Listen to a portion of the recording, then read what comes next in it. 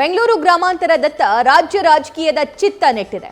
High voltage ಕ್ಷೇತ್ರವಾಗಿರುವ Bengaluru ಗ್ರಾಮಾಂತರ ಲೋಕಸಭಾ ಕ್ಷೇತ್ರ ರಾಜ್ಯದ ಗಮನ ಸೆಳೆಯಲಿರುವಂತಹ ಡಿಕೆ ಸುರೇಶ್ ಅವರ ಸ್ಪರ್ಧೆಯ ಕ್ಷೇತ್ರ.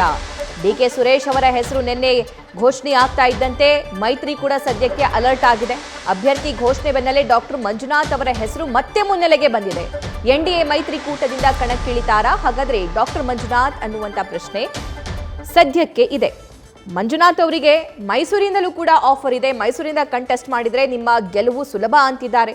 ಆದರೆ ಡಿಕೆ ಸುರೇಶ್ ಅವರ ವಿರುದ್ಧ ಪ್ರಬಲ ಅಭ್ಯರ್ಥಿ ಯಾರು ಅನ್ನುವಂಥ ಪ್ರಶ್ನೆ ಕಾಡ್ತಿರೋ ಸಂದರ್ಭದಲ್ಲೇ ಮಂಜುನಾಥ್ ಅವರ ಹೆಸರು ಕೇಳಿ ಬಂತು.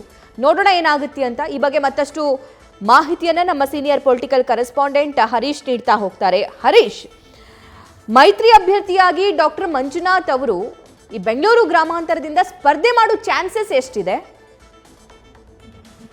ಸಭಾ ಬಹಳ ಮುಖ್ಯವಾಗಿರುವಂತದ್ದು. ಕಳೆದ ಲೋಕಸಭಾ ಚುನಾವಣೆ ಸಂದರ್ಭದಲ್ಲಿ ಮಂಡ್ಯ ಲೋಕಸಭಾ ಚುನಾವಣೆ ದೊಡ್ಡ ಮಟ್ಟದಲ್ಲಿ ಕೂಡ ಪ್ರಚಾರವನ್ನು ಪಡ್ಕೊಂಡಿತ್ತು. ಇಡೀ ಇಂಡಿಯಾವೇ ಕೂಡ ಮಂಡ್ಯದತ್ತ ತಿರುಗಿ ನೋಡುವಂತಹ ಕೂಡ ಸದ್ದು ಮಾಡಿತ್ತು. ಇದೀಗ ಈ ಬಾರಿಯ ಲೋಕಸಭಾ ಚುನಾವಣೆ ಸಂದರ್ಭದಲ್ಲಿ ಬೆಂಗಳೂರು ಗ್ರಾಮಾಂತರ ರಂಗೇರುವಂತಹ ಎಲ್ಲಾ ಸಾಧ್ಯತೆಗಳು ಜಿದ್ದಾಜಿದ್ದಿನ ಕಣವಾಗುವಂತಹ ಸಾಧ್ಯತೆ ದಟ್ಟವಾಗಿದೆ. ಇದಕ್ಕೆ ಕಾರಣ ಆಗಿರುವಂತದ್ದು ಡಿಕೆ ಸುರೇಶ್ ಅವರ ವಿರುದ್ಧ ಮಂಜುನಾಥ್ ಅವರನ್ನು ಕಣಕ್ಕಿಳಿಯಲಾಗುತ್ತಿದೆ ಅನ್ನುವಂತಹ ಚರ್ಚೆಗಳು ಮುನ್ನೆಲೆಗೆ ಪ್ರಬಲವಾಗಿ ಬಂದಿರುವಂತದ್ದು. ಯಾಕಂದ್ರೆ ನಿನ್ನೆ ಅಷ್ಟೇ ಕೂಡ ಬೆಂಗಳೂರು ಗ್ರಾಮಾಂತರ ಲೋಕಸಭಾ ಕ್ಷೇತ್ರಕ್ಕೆ ಡಿಕೆ ಸುರೇಶ್ ಅವರ ಹೆಸರನ್ನ ಅಧಿಕೃತವಾಗಿ ಘೋಷಣೆ ಮಾಡಲಾಗಿದೆ. ಇದರ ಹಿನ್ನೆಲೆಯಲ್ಲಿ ನಿನ್ನೆ ರಾಜರಾಜೇಶ್ವರ ನಗರದಲ್ಲಿ ನಡೆದಂತಹ ಕಾರ್ಯಕ್ರಮದಲ್ಲಿ ಖುದ್ದು ಮಂಜುನಾಥ್ ಅವರು ಮೊದಲ ಬಾರಿ ರಾಜಕೀಯ ಕಾರ್ಯಕ್ರಮವೊಂದರಲ್ಲಿ ಭಾಗಿಯಾಗಿದ್ದು, ಅಲ್ಲಿ ಬಿಜೆಪಿ ಮತ್ತು ಜೆಡಿಎಸ್ ಮೈತ್ರಿ ನಾಯಕರು ಎಲ್ಲರೂ ಕೂಡ ಸಮ್ಮುಖದಲ್ಲಿ ಅವರು ಭಾಗಿಯಾಗಿದ್ದರು.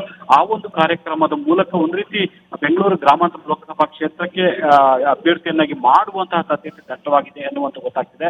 ಮಂಜುನಾಥ್ ಅವರು ಕಣಕ್ಕಿಳಿದಿದ್ದೇ ಅದರಲ್ಲಿ ಬೆಂಗಳೂರು ಗ್ರಾಮಾಂತರ ಲೋಕಸಭಾ ಕ್ಷೇತ್ರದಲ್ಲಿ ಇದು ಜಿದ್ದಾಜಿದ್ದನ ಕಣವಾಗುವಂತಹ ಎಲ್ಲಾ ಸಾಧ್ಯತೆ ದಟ್ಟವಾಗಿ ಈಗ ಕೇಳಿ ಬರ್ತಾ ಇರುವಂತದ್ದು. Thank you Harish. News first ನಿರ್ಭೀತಿಯಿಂದ ನಿಮ್ಮ ಪರವಾಗಿ.